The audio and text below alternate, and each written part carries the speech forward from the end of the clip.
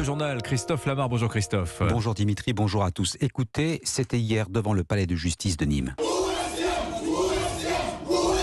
Où est Siem? Sous les mots, l'inquiétude et la colère de la famille et des proches de cette jeune fille de 18 ans, cette lycéenne a disparu depuis une semaine. Enquête ouverte pour enlèvement et séquestration. Et 2 personnes sont toujours en garde à vue ce matin. Un homme, principal suspect dans cette affaire, et son ex-épouse. Il nie toute implication dans la disparition de la jeune fille. Hier, le parquet lui a tendu une perche. La libération de l'adolescente avant mercredi minuit, ce qui aurait changé la qualification judiciaire. Un délit et non un crime, donc moins sévèrement puni. Coup de poker sans effet. Siem reste introuvable au grand désespoir de ses proches. Reportage dans le Gard du correspondant d'Europe 1, Stéphane Burgat. C'est notre sœur à tous, racontent les habitants du village. Dans ces anciennes cités minières, tout le monde se connaît. Siem, adolescente sans histoire, semble très appréciée. Et l'attente, l'incertitude sont insupportables pour sa famille, comme Azedine Mahalou, son cousin. La famille est dans un état lamentable, c'est horrible chaque seconde qui passe. Les dernières nouvelles qui tombent, voilà, la garde à vue prolongée, c'est la preuve que le suspect numéro 1 n'a toujours pas parlé. C'est l'unique piste et on souhaitait qu'il parle, on veut en savoir plus. Et malheureusement, on n'en sait rien depuis 8 jours maintenant. C'est horrible, j'ai pas les mots pour vous décrire. On ne sait pas si on n'est pas tous quelque part un peu lâches à rester là. On ne devrait pas aller marcher dans les montagnes, regarder, on ne sait pas, voilà. Ne pas savoir, c'est vraiment ce qu'il y a de plus horrible. Après une manifestation devant le tribunal de Nîmes, les proches de Siem multiplient les actions avec des avis de recherche collés sur les portes des commerces, alors que la garde à vue du principal suspect, connu pour des faits de vol à main armée, mais aussi de son ex-compagne, prendra fin à la mi-journée. Grande Combe, Stéphane Burgat, Europe 1. Et faute d'éléments nouveaux d'ici midi, la procureure de Nîmes ordonnera l'ouverture d'une information judiciaire. 7h02 sur Europe 1, la réforme des retraites. Les syndicats haussent le ton à la SNCF et la RATP. Même s'ils avancent en ordre dispersé dans un cas, unis dans l'autre. Sudrail et la CGT appellent à 2 jours de grève mardi et mercredi prochain à la SNCF. En revanche, c'est front commun à la RATP. L'intersyndicale appelle à cesser le travail aux mêmes dates, à savoir les 7 et 8 février. Et pendant ce temps, il y a comme du flottement dans l'air du côté de Matignon et de l'Elysée. Le blues du ministre macroniste en plein hiver partant de crise. Officiellement, l'exécutif déterminé sur l'essentiel de sa réforme. On ne bouge pas, on serre les rangs sur les 64 ans et la durée de cotisation. Mais y regardez de plus près, Jacques Serret, ils ne sont pas nombreux à vouloir monter au front pour défendre ce projet de loi. Oui, face à la pression de la rue, les langues se délient en Macronie. Ici, un proche du président critique le timing de la réforme. On aurait dû la présenter avant Noël. Borne voulait attendre, c'était une erreur, explique ce soutien de la première heure.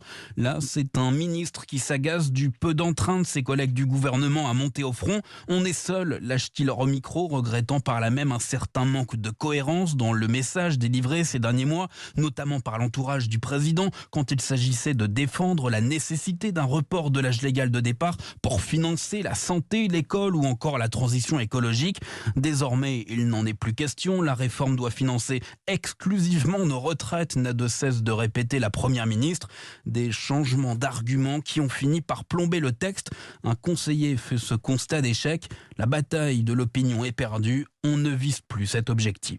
Jacques Serret du service politique d'Europe 1. Ouverture des débats sur cette réforme lundi à l'Assemblée avec un texte fidèle à la version initiale. Comme redouté, la Commission des affaires sociales n'a pas pu l'examiner jusqu'au bout. Il restait 4 997 amendements à discuter avant la fin des travaux. La liberté de la femme d'accéder à l'interruption volontaire de grossesse bientôt inscrite dans la Constitution. C'est sur cette formulation de droit que le Sénat a adopté le texte. Il va maintenant repasser devant l'Assemblée et complétera l'article 34 de la Constitution. Venons-en à l'immobilier. La mesure était très attendue par les candidats à l'achat d'un bien. Le taux d'usure est désormais mensualisé. On commence à en voir le résultat. Il est fixé à 3,79% maximum. Il sera révisé chaque mois jusqu'en juillet. Une bonne nouvelle pour certains acheteurs dont le crédit était refusé. Margot Faudéré, est-ce que cette mesure constitue un vrai appel d'air ? Alors, ce n'est que le début, mais oui, la situation commence à se débloquer, en particulier pour les plus de 45 ans qui payent des assurances emprunteurs plus chères en raison de leur âge. Avec le nouveau calcul du taux d'usure, Stéphanie, 54 ans, peut enfin espérer obtenir son crédit. J'ai trouvé le bien que je souhaite acheter, un appartement qui est situé à Grenoble. La semaine dernière, quand j'ai présenté mon dossier à ma banquière, elle était très frileuse parce que j'étais proche du niveau maximum du taux d'usure. Avec le nouveau taux d'usure, mon dossier passe et peut être présenté présenté en commission. Et le nombre de dossiers bloqués devrait continuer à baisser, explique Caroline Arnoux, porte-parole de CAFPI, courtier en crédit immobilier. Le fait d'avoir un plafond qui s'adapte tous les mois, ça va permettre aux banques de prêter plus facilement. Et il faut voir aussi qu'à un moment donné, les taux ils vont se stabiliser, au printemps certainement. Alors certes, les taux d'intérêt sont beaucoup plus élevés qu'il y a quelques mois, 2,50% en moyenne pour un prêt à 20 ans chez CAFPI, et les prix de l'immobilier ne diminuent pas non plus, mais acheter son logement reste plus intéressant que de le louer. Margot Faudéré du service économie d'Europe 1. De nouvelles frappes russes sur l'Ukraine. La ville de Kramatorsk a été la cible de bombardements hier. Au moins 3 morts et une vingtaine de blessés dans l'explosion d'un immeuble qui s'est effondré après avoir été touché par un missile. Le gouvernement de Kiev lutte sur plusieurs fronts. Sur le plan intérieur, poursuite de l'opération main propre, vague de perquisitions dans les administrations contre les fonctionnaires et des personnalités ukrainiennes. Sur le plan extérieur, il y a l'envahisseur russe, bien sûr. Volodymyr Zelensky et ses proches en sont convaincus. Moscou prépare une grande offensive. Caroline Baudry. La Russie se prépare à une escalade maximale, a déclaré hier Oleksiy Danilov, le secrétaire du Conseil de défense en Ukraine. Il donnait une interview aux médias britanniques Sky News. La Russie rassemble tous les moyens possibles actuellement.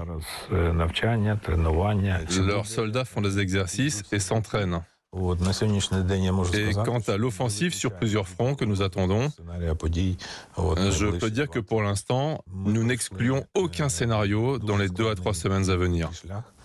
Nous avons traversé une longue période difficile, mais j'ai conscience que le principal est à venir. Ce sera cette année, d'ici 2 à 3 mois. Des propos qui n'arrivent pas par hasard, ils permettent de faire monter la pression sur les alliés de l'Ukraine. Vendredi, un sommet exceptionnel de l'Union européenne se tiendra dans l'État en guerre, alors que Kiev continue à réclamer aux Occidentaux des avions et des systèmes d'artillerie d'une portée de plus de 100 km pour mener des contre-offensives. Caroline Baudry. Allez, sans transition, c'est entre la santé et l'esthétique. Se faire les ongles, paraît-il que c'est très agréable, mais ça n'est pas sans danger. C'est ce que révèle une étude américaine. Et tout dépend du soin. Se couper, se limer, se faire tailler les ongles, c'est a priori sans risque. Non, le danger vient du vernis que l'on applique, plus exactement de la méthode de séchage. L'usage répété des lampes ultraviolets pourrait à terme provoquer des cancers de la peau. Yasmina Katou. Oui, les chercheurs ont exposé des cellules humaines et animales aux lampes UV que l'on utilise dans les salons esthétiques. Eh bien, en une seule exposition, 30% des cellules ont été détruites. Les scientifiques américains ont donc déduit qu'à long terme, cela provoquerait une mutation des gènes. Or, ce sont les modifications de l'ADN qui peuvent déclencher un cancer, explique le professeur Jean-Yves Blais, président de la fondation Unicancer. Pour les rayons UV, il y a des mutations particulières qui sont retrouvées et que l'on retrouve dans cette étude. Les altérations de l'ADN, elles vont être réparées par nos systèmes cellulaires naturels qui réparent l'ADN, mais parfois ils sont débordés, parfois ils réparent mal, et donc le risque il existe dès une première exposition a priori. Mettre sa main sous une lampe UV plusieurs fois par mois équivaut à une exposition répétée au soleil et ses rayons que l'on connaît dangereux, alerte l'oncologue. Certaines esthéticiennes proposent donc de mettre de la crème solaire pendant la manucure, une solution jugée insuffisante pour le médecin qui préconise de limiter au maximum le contact avec les UV. Yasmina Katou, spécialiste santé à Europe 1.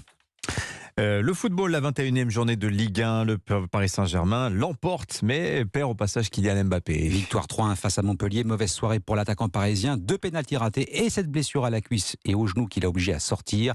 Est-ce un coup dur à 2 semaines d'affronter le Bayern? Eh bien, on en parlera dans le journal de 8h. Eh bien voilà, rendez-vous est pris. Merci beaucoup Christophe Lamar, c'était votre journal. Rendez-vous aussi dans 10 petites minutes avec Nicolas Bouzou pour son édito éco. Mais elle est où cette récession que tout le monde craignait, que tout le monde annonçait?